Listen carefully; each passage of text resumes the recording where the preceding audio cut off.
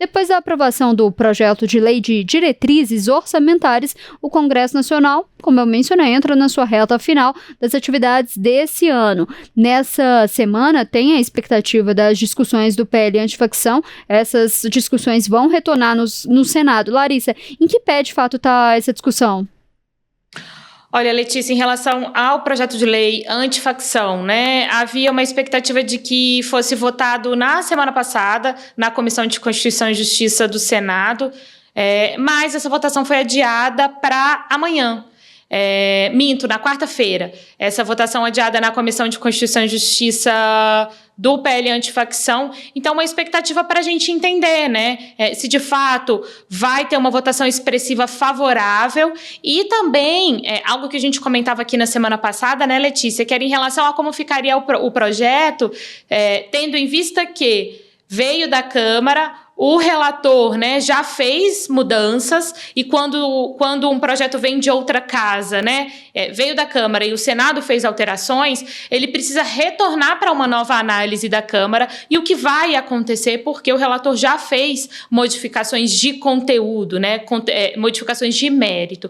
Então, a gente precisa entender qual vai ser a celeridade dada nesta semana pelo Senado para que isso seja votado lá, tanto na Comissão de Constituição e Justiça quanto no plenário do Senado, e vamos entender também se a Câmara vai analisar ainda este ano essas modificações para que então o projeto possa ir para a sanção do presidente Lula, mas é esse o desenho que a gente tem nesse momento, Letícia. E aí, só queria mencionar, eu vou perguntar mais questões, né, para a Larissa, porque a gente tem outros temas em pauta, né, em discussões ali no Congresso Nacional para a expectativa dessa semana, mas falando sobre o PL antifacção, como a Larissa mencionou, o senador Alessandro Vieira já fez algumas modificações no texto que veio da Câmara nessa questão ali do PL antifacção, e uma delas ele reforçou os instrumentos de investigação para poder criar uma fonte robusta ali de financiamento ao combate ao crime organizado, porque na Câmara dos Deputados, muitas das discussões que foram feitas era de diminuir ali a importância, né, tirar os recursos da Polícia Federal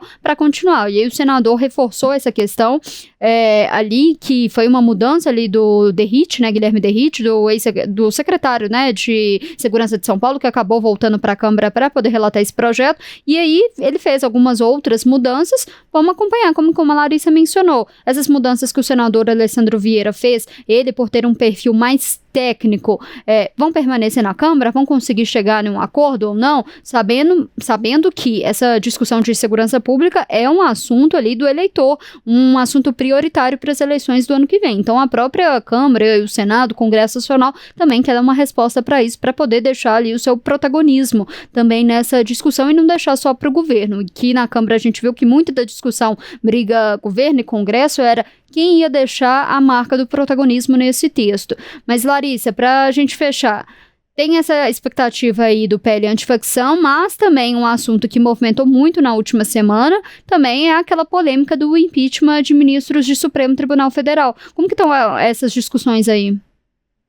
Olha, Letícia, estava até conversando com a Patrícia Nadir, que está lá no Congresso, para entender se o relator do projeto, e aí retomando o projeto que foi de autoria do senador Rodrigo Pacheco, aquele projeto de lei que prevê mudanças em relação a essa questão de pedidos de impeachment de ministros do Supremo Tribunal Federal, projeto que, por exemplo, define um prazo para que os presidentes da Câmara e do Senado definem um prazo ali de 30 dias para que eles se posicionem sobre o pedido de impeachment, ou seja, se vai dar prosseguimento, se aquele pedido vai continuar tramitando, ou se não, se ele seria arquivado, ainda assim garantindo aos parlamentares um prazo para recorrer, limitando também quem pode protocolar pedidos de impeachment de ministros do STF. Atualmente, qualquer cidadão pode fazer isso. O projeto do Pacheco vem definindo, por exemplo, a Ordem dos Advogados do Brasil, entidades representativas de classe, ou seja, diminuindo um pouco ali, restringindo isso.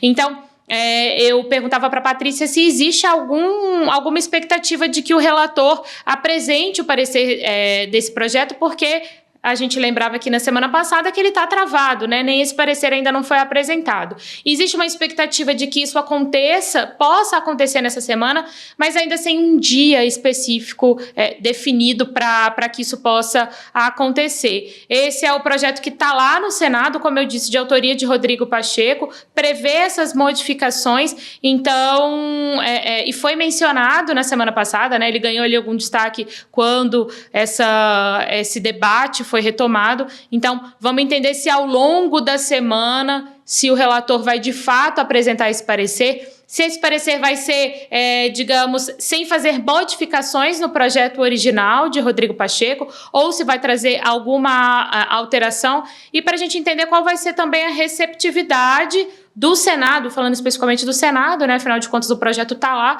para entender se de fato os senadores vão dar aval ali, né? Se concordam com as medidas previstas nesse projeto, Letícia. Mas ainda, segundo a Patrícia, ainda no campo aí de uma expectativa, tendo em vista que, de fato, né, essa questão ganhou bastante destaque nos últimos dias, Letícia. É curioso porque esse texto que a Larissa explicou e mencionou aí do senador Rodrigo Pacheco sobre algumas mudanças ali na regra para poder impeachment, né, pedidos de impeachment de ministros do STF, esse texto já havia sido apresentado há algum tempo, mas ficou ali parado e só agora voltou a essa discussão logo depois que o ministro Gilmar Mendes deu aquela decisão polêmica, monocrática, que a gente discutiu toda na semana passada, ali limitando à Procuradoria-Geral da República um pedido de impeachment. Ficou parado tanto tempo esse texto do Rodrigo Pacheco, será que é um aceno do Congresso ao STF, para que o STF consiga ali modificar essa decisão do ministro Gilmar Mendes? Vamos acompanhar.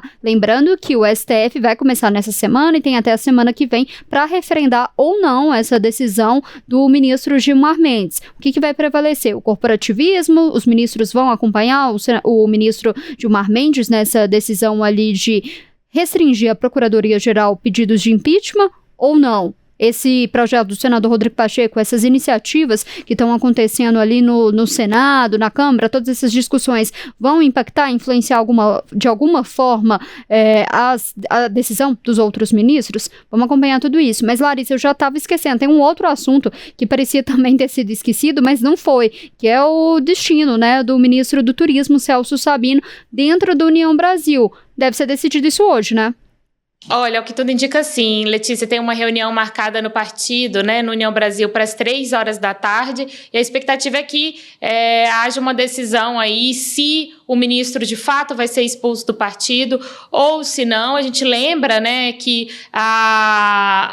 o partido considerou, né, que quem permanecesse no governo, né, como ministro, enfim, à frente ali do ministério, que isso não poderia ser aceito pela legenda. Então, portanto, o partido decide hoje se expulsa ou não Celso Sabino do partido. Vamos ver qual que vai ser a decisão mais tarde, né, Letícia? Tudo isso já pensando ali nas movimentações eleitorais para 2026, porque a União Brasil já se posicionou que não deve apoiar uma eventual reeleição do presidente Lula, por isso que partiu esse posicionamento de que todos os integrantes do partido deveriam desembarcar. Celso Sabino falou que não ia desembarcar, então aí ficou essa discussão para o partido. O ministro vai poder continuar ou não?